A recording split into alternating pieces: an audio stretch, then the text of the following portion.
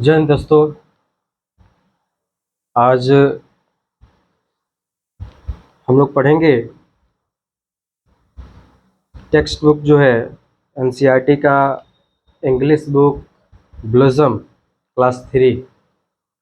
और जो है इसमें ये जो है पहला चैप्टर इसमें दे दिया है दिस इज़ द वे। इसी के बारे में हम लोग पढ़ेंगे। जैसा कि आप देख सकते हैं ये क्लास 3 का पार्ट 3 जो है ब्लॉसम है। और इस ब्लॉसम का जो है आज हम लोग इसमें जितने भी चैप्टर हैं लाइन बाय लाइन एक एक वीडियो में करके हम लोग समझेंगे, ठीक है।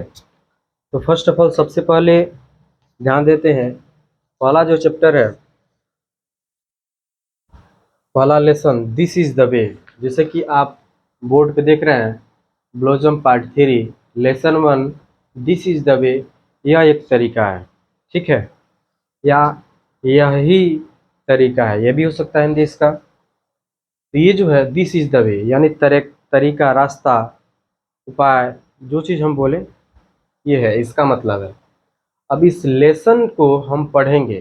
सबसे पहले यहाँ पे ध्यान देते कि वार्मर, जैसे यहाँ पे ध्यान दीजिए दिस इज द वे लिखने के बाद यहाँ पे दिख रहा होगा वार्मर लिखा है। वार्मर का मतलब हम समझ लेते हैं कि वार्मर वार्मर यानी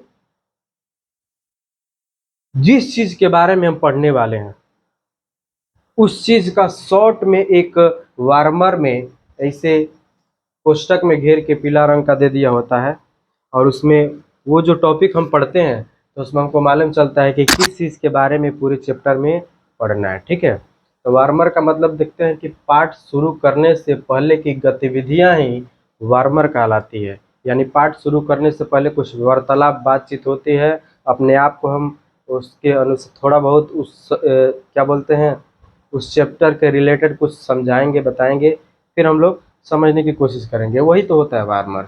अब इसमें वार्मर में कुछ लिखा है कि ask children to talk about good habits and bad habits they have. अब यहाँ पे पूछा जा रहा है कि बच्चों से उनके अच्छी और बुरी आदतों के बारे में बोलिए, बच्चों से। अब थोड़ा सा हम बता दे रहे हैं आपको कि जैसे मानिए कि किसी भी कार्य को करने के लिए एक अच्छी आदत होनी चाहिए और उसके बारे में नॉलेज हमको होना चाहिए, ठीक है।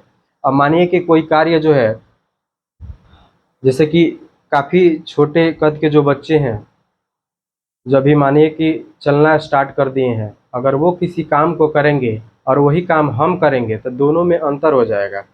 जैसे वो उस काम को करेंगे तो कैसे करेंगे, क्या सही है क्या गलत है वो नहीं समझ पाएंगे।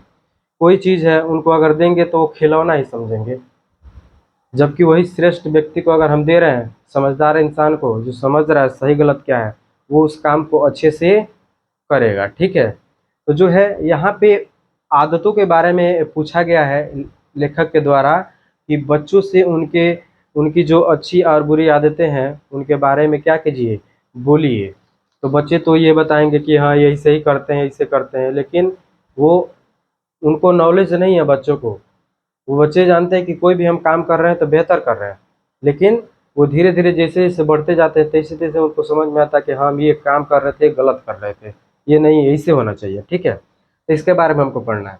अब ये पोयम जो है यानी कविता, तो इसमें पढ़ते हैं, ध्यान देते हैं। दिस इज द वे यानी इसका हिंदी होगा कि यह एक तरीका है। वी वॉश आवर फेस, हम लोग अपना चेहरा धोते हैं। यानी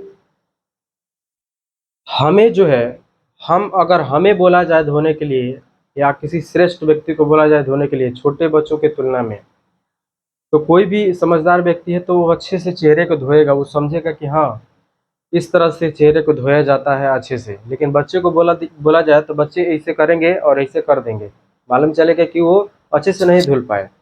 और किसी छोटे बच्चों का भी नहाना स्टार्ट किया, उसी को बोला जाए नहाने के लिए, वो बार बार नहाने के लिए जाएगा कल पे, तो वो जाएगा नहाने के लिए, तो वो नहाएगा तो मालूम चलेगा कि पानी एक लोटा बोलें या जो चीज़ जिस चीज़ से वो नहा रहा है वो उस चीज़ से नहाएगा तो मालूम चलेगा कि पानी बाहर गिर रहा है या इधर गिर रहा है। स्पष्ट रूप से अच्छे से नहीं नहा पाएगा क्योंकि उसको नहाने का तरीका नहीं मालूम है, ठीक है। तो यहीं पे पूछा जा रहा है, तो उसकी वो बैड हैबिट से बोला जाएगा, बुरी आदत है उसकी।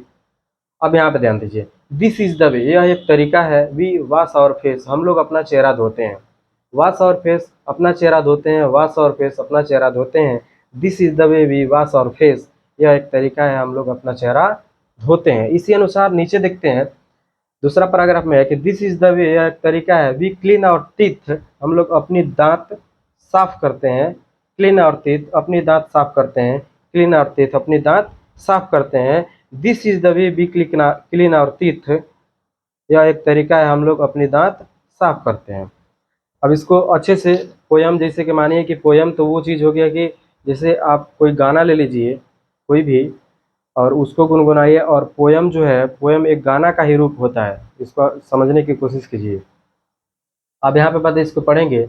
This is the way, this is the way we clean, sorry, this is the way we wash our face, wash our face, wash our face, this is the way we wash our face. ऐसे इसको पढ़ेंगे। ये हो गया this is the way we clean our teeth, we clean our teeth, clean our teeth, clean our teeth, this is the way we clean our teeth. इस अनुसार इसको पढ़ेंगे।